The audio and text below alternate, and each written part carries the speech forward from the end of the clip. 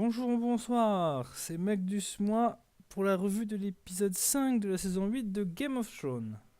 Avant toute chose, je préviens, ce sera rapide, excessivement rapide. Ce sera rapide dans la mesure où il n'y a pas beaucoup d'arcs narratifs et qu'une bataille occupe la majorité de cet épisode. Donc, pour faire simple, l'épisode commence par Varys qui écrit ces petits mots pour diffuser la nouvelle. Alors l'information, puisque un secret à partir de 8 personnes, selon lui, ça devient une information. Donc il donne la vérité sur Jon Snow à des alliés que l'on ne connaît pas et que l'on ne connaîtra pas à la fin de l'épisode, sans doute utile pour le prochain épisode. Toujours est-il qu'il fait cela, rencontre Jon Snow qui arrive, blablabla, quelques secondes, et là il est accusé de trahison par Daenerys après avoir été emmené par les Immaculés, et il est cramé par le dragon par le feu, et à ce moment-là personne ne se dit tiens, elle est complètement folle, alors que Varys l'avait vu, qu'il a toujours œuvré pour avoir le bon souverain sur le trône de fer. Tout le monde a encore confiance dans les capacités de Daenerys, qui a perdu sa meilleure amie dans l'épisode d'avant et qui a déjà dit qu'elle ferait la conquête de Westeros par le feu et le sang. Donc là tout le monde est tranquille. Après cela, Daenerys va vite fait débriefer son conseiller Tyrion, lui dire qu'effectivement ça commence à faire un peu trop d'erreurs, que la prochaine sera la dernière, et lui informe que Jaime n'a pas réussi à passer les avant-postes tranquillement et qu'il est donc retenu prisonnier. Tyrion va le libérer afin que Jaime puisse être dans la pièce finale, au dernier acte, dans la cité de King's Landing, afin de convaincre leur sœur Cersei de se rendre, de faire sonner les cloches de la ville pour dire que celle-ci s'est rendue, et éviter un carnage. Puis a lieu la bataille, du moins la mise en position de la bataille. Donc on voit la flotte des Fernets qui protège avec des balistes l'arrière du château rouge, du donjon rouge. Nous voyons la Gold Company qui sort du château tandis que Jaime rentre dans la ville. Et nous voyons aussi Arya et The Hound marcher dans la ville en direction du donjon rouge. Et donc enfin, la bataille commence et se termine très trop rapidement, parce que cette fois-ci, averti du danger, Daenerys sait comment utiliser son dernier dragon pour brûler toute la flotte, brûler toutes les balistes qu'on voyait sur les murs dans l'épisode d'avant, et détruire la porte principale et tuer d'un seul coup la Gold Company. Avec un seul dragon, elle a one-shot toutes les défenses aériennes et ouvert une porte dans la muraille. Imaginez ce qui serait passé si on avait eu 3. Donc à partir de ce moment-là, Vergris et Jon Snow lancent l'assaut, rentrent dans la cité, et pendant ce temps-là, Cersei essaie de se trouver rassurée avec ses conseillers, et son conseiller, sa main, lui dit, le nécromancien lui dit que c'est perdu, qu'il n'y a plus de balistes pour pouvoir tirer sur le dragon, qu'il faut se rendre, et des soldats à l'intérieur de la ville se rendent compte également qu'il faut se rendre. Donc il décide de poser les armes et de faire sonner les cloches de la ville, signal de reddition. Ayant vu que toutes les défenses avaient été détruites par le dragon, Daenerys, et que les troupes étaient dans la ville. Nous en sommes donc à un point où Daenerys a gagné une ville en faisant un minimum de dommages, qu'elle a les troupes qui se sont rendues et qui ne se sont pas battues jusqu'à la mort, contrairement à ce que pensait Cersei. Et donc elle a la ville sans avoir tué trop de gens. Elle peut récupérer Cersei et lui faire subir ce qu'elle veut. Elle peut même l'attacher en place publique, la faire dévorer par son dragon et la faire brûler. Mais qu'est-ce que fait Daenerys juste après avoir entendu des cloches ? Elle décide de brûler tout le monde, parce que comme elle l'avait justifié dans le briefing d'avant-guerre, vu qu'ils se sont pas soulevés, c'est qu'ils sont complices, donc je peux brûler tout le monde. Donc elle décide de brûler tout le monde. Vergris, qui a perdu son amour, lui décide aussi de commencer à massacrer les soldats adverses, donc ça redéclenche la bataille dans la ville en massacrant des civils, en massacrant des soldats de manière complètement inutile. Et Daenerys, elle, va s'attaquer au château, va tout faire brûler, avec un dragon lance-flamme slash poseur de bombes, parce que son souffle fait vraiment exploser tout et n'importe quoi. Et c'est l'apocalypse, c'est juste l'apocalypse. Et très sincèrement, ça se termine comme ça, par une ville complètement apocalyptique. Et outre les différentes aventures, c'est-à-dire que l'on voit à la fin du roi déferné, on voit Circé qui meurt avec Jaime tout au fond des catacombes du château en essayant d'échapper et que tout s'effondre sur eux. Quelqu'un qui n'aurait pas vu l'épisode pourrait penser que Circé est une gentille et que l'autre est une méchante conquérante. Et très franchement, on voit son côté sanguinaire, autocrate et complètement taré qu'on a toujours pu voir. Alors c'est un personnage qu'on a vu d'abord victime, il a été victime vraiment de son frère. Et donc on pouvait penser que oui, c'était légitime de sa progression, mais elle a toujours eu ça en elle. Et quand on a des dragons, je le répète et je le répète, on peut se croire un destin extraordinaire, on peut se croire un destin fantastique, il n'y a aucun problème là-dessus. Mais là, en l'occurrence, oui, elle est le monstre qu'elle était censée combattre, et ce en quoi l'avait averti Varys, et qu'elle a refusé d'écouter. Donc, dans tout ce brouhaha de mort, de sang, bah, certains combats et certaines morts passent complètement inaperçus. La mort de la main de Circé, le nécromanceur, jeté comme une marionnette par la montagne, bah, on s'en fiche. Le combat The Hound, la montagne, il est assez acharné, mais il se termine comme il devrait se terminer, c'est-à-dire dans la mesure où tout le château est en train de s'écrouler, est en train de brûler. C'était un dernier combat pour la gloriole, on va dire. Parce que la montagne était lent, mais avait quand même le dessus physiquement. Les deux meurent, ça termine l'arc de rédemption de The Hound. Et en disant à Arya de ne pas le rejoindre, il sauve aussi sa protégée une dernière fois.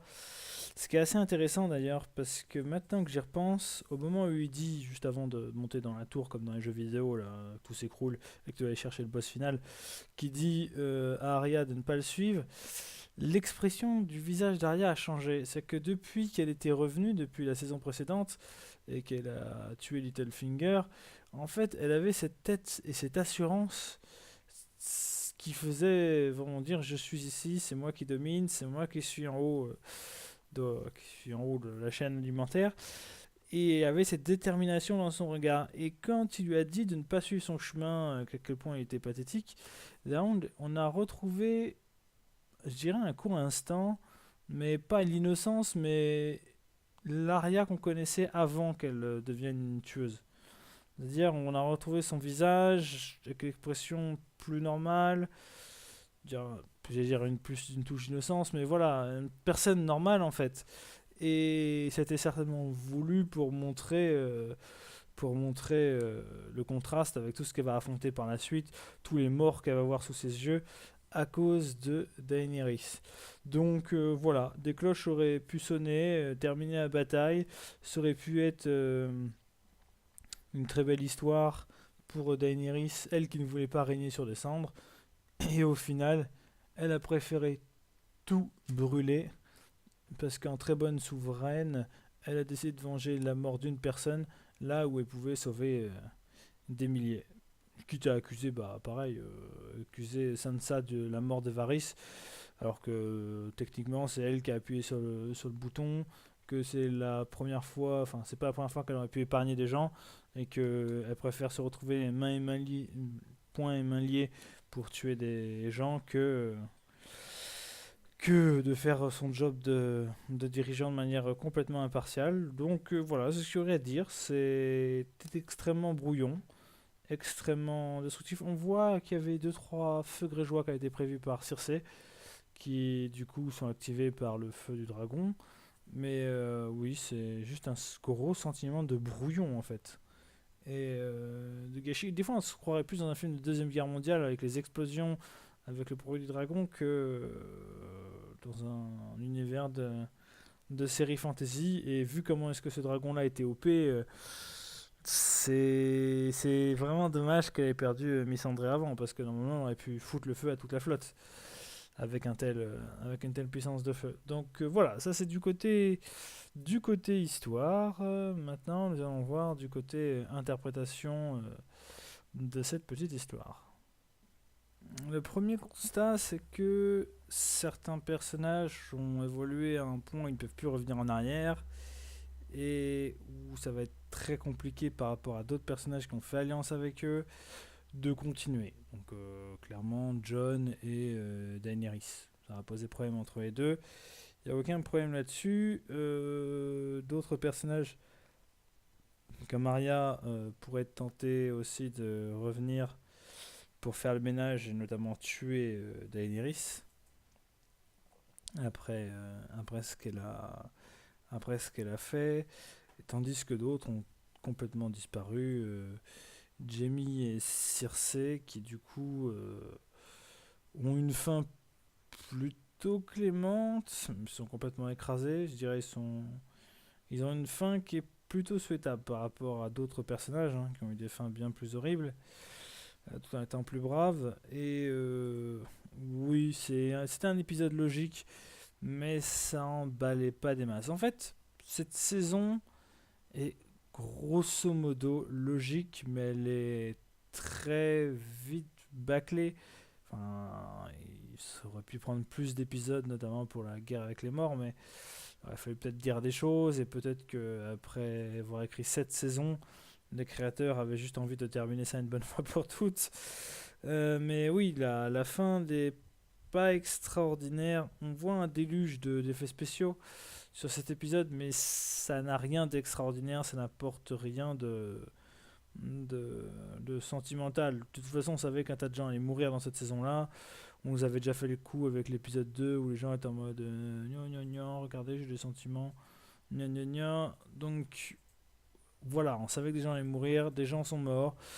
Pas comme on l'aurait souhaité, puisque pas mal de gens auraient voulu que Cersei ait sa tête sur une pique, ce qui aurait été logique, c'est ce qui serait passé si Daenerys n'avait pas délibérément choisi de brûler les innocents, tandis que ces Dothraki tuaient et violaient des femmes sans défense. Voilà, du coup, pour la géopolitique, Daenerys va poser un problème, ces Dothraki vont poser un problème, les Immaculés avec leur chef qu'on a clairement plus rien à battre des autres, va aussi poser un problème. Et c'est la dernière confrontation, c'est Song of Ice and Fire. Donc Daenerys pour le feu, Jon pour la glace. C'est ça la dernière confrontation qui était le titre du premier bouquin et qui était initialement le titre de la franchise avant que ce soit nommé Game of Thrones. Puisque le premier bouquin c'était Song of Ice and Fire, Game of Thrones. Et ensuite c'est Game of Thrones qui a donné son nom aux autres bouquins. Donc du coup on va en revenir là. Aurons-nous l'aide des Wildlings? Je sais pas. Est-ce qu'à la fin Jon Snow n'abandonnera pas le pouvoir, genre pour quelqu'un comme Sansa, et ira dans le nord du nord, pas le sud comme dirait les nordistes.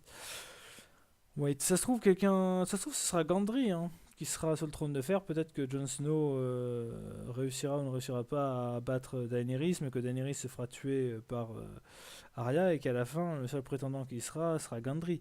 Le plus drôle ce serait Gendry qui se marie à Arya, mais c'est pas non plus complètement fou. On l'a pas vu de cet épisode-là, donc on suppose qu'il est resté dans le nord a priori. Donc why not? Ce serait pas un mauvais choix pour le royaume, ce serait pas un mauvais choix tout court. Après, ce que j'aurais tendance à dire pour tout ce qui est de la série, la Gold Company nous a bien été vendue parce que on pensait que ça allait être un truc de fou, ça se fait défoncer d'un seul coup. Surtout que c'est des mercenaires du niveau, voire capables de rivaliser avec les Immaculés normalement. Donc c'est quand même un truc assez de fou, quoi. C'est des meilleurs mercenaires des sauces. Mais c'est assez drôle que ça se termine comme ça. Et pour la conclusion de cette saison, je dirais que ça va être une conclusion logique. Ça va pas forcément plaire à des gens, mais ce sera la fin rationnelle, la fin logique. Et c'est vrai que cette série nous avait habitués à tellement d'extraordinaires, de rebondissements, de coups inattendus que avoir une fin normale frustera, je pense, beaucoup de personnes. La saison 8 en elle-même est quand même vachement speed. en 6 épisodes, mais d'un autre côté, qu'est-ce qu'ils auraient pu rajouter de plus pour parler davantage? Qu'est-ce qu'ils auraient pu faire pour ralentir le rythme, le temporiser? C'est des questions qu'on est en droit de se poser aussi. Et n'ayant pas trouvé la solution, à mon avis, c'est pour ça qu'ils ont donné pour 6 épisodes. Après, oui, ça restera une histoire qui a marqué indubitablement l'histoire audiovisuelle, avant même la fin du dernier épisode. Et le dernier épisode, nous aurons notre fin. Je pense que le dernier épisode va être pas mal remonté et démonté par les fans pour refaire la fin qui les intéresse. Je pense vraiment, parce que en fait, après cet épisode-là, on aurait pu carrément s'arrêter là. Mettre un gros champ de ruines, dire hey, on vous laisse imaginer ce qui s'est passé ensuite et au revoir quoi. Ça aurait très bien pu se terminer là-dessus, mais je pense que le dernier épisode ne plaira pas forcément aux fans. Ne plaira pas aux fans, c'est quasiment sûr. Et du coup, pas mal de fins alternatives émergeront de la part des gens. Et on verra aussi certainement des fins alternatives sur les coffrets Blu-ray. Donc c'était une série très intéressante qui a cassé pas mal de codes tout en renforçant certains autres comme les gens nus et le sexe dans toutes les séries HBO. Mais ça restera tout de même une série qui aura marqué son temps et son époque et au-delà. Et en ça, c'est déjà cool. Et en ça, je remercierai jamais assez George R. R. Martin pour avoir écrit le bouquin et les créateurs de la série pour l'avoir adapté. Voilà, en espérant que vous passerez une bonne soirée, une bonne journée et une longue vie. Bye bye.